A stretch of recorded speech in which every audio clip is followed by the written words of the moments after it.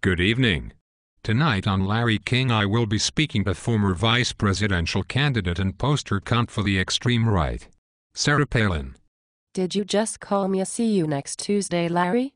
No, I don't believe I did. More to the point. It was a tremendous midterm elections for the Republican Party winning back control of the House of Representatives. You must be very pleased. Well, gee golly gosh.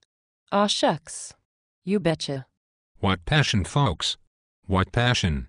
Fox pay me almost 3 times the amount you do for me to come on television and waste oxygen. Let's discuss this new phenomenon emerging within the grassroots of the Republican Party. I'm talking, of course, about the Tea Party movement. How would you describe their shifting to prominence? Well, they're just the greatest bunch of people I know, Larry. Finally, a group of Confederate dipshits have come rallied together. Real Americans. And united. We are going to take our country back. Yes, I've heard this expression, taking our country back, kicked around a couple of times. Taking the country back from whom exactly? What? What I mean to say is that the Tea Party has got to be all about job creation. And what's more, the big spending government is running us into the ground. Listen to me, Larry. I can see Russia from my house. I'm not an idiot or anything like that. Right. Thanks for that. Are you saying you were angry about the big spending government?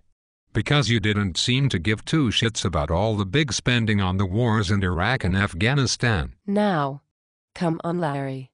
You and I both know that bombing various nations, usually with brown people in, and therefore harvesting yet new generations of America haters from Latin America to the Far East, is an American tradition, dating back to the Monroe Doctrine. Whoa, sorry. Don't know how I knew that. Now, I'm afraid to say, I have seen some pretty disturbing signs being held up at some of these Tea Party rallies. I mean, President Obama caricatured as Hitler? I even saw one that was just a photograph of a pile of dead bodies discovered at a Nazi concentration camp. How can you justify these sorts of opinions? Well, you know how it is, Larry. First, they provide you with affordable health care options. And then, they come for the Jews.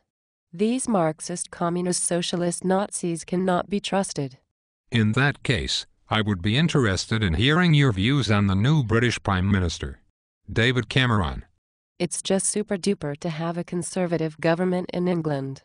We look forward to many more years of working together to continue our joint policy of generally building up tensions globally until there's a full-scale nuclear conflict.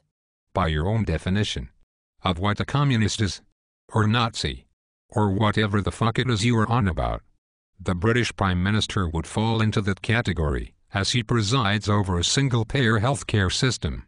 If I were vice president, knowing what you have just told me, I would have already cut economic and diplomatic ties. I feel sorry for them. Do you even understand what this election victory means for us? Now we can roll back Obamacare. We still have a golden opportunity to stop millions of Americans from getting cheaper health care. Then we can show the world just what it means to be the party of Lincoln in the 21st century. Ah ha ha ha ha ha ha ha ha ha. Ha ha ha ha ha ha ha. Okay. We will have to end it there. So there you have it, folks. You have voted in a bunch of lunatics and emotionally unstable retards into power. Wait, Larry. I never did explain who we are taking the country back from. This has been Larry King. It was the Blacks, Larry. Good night.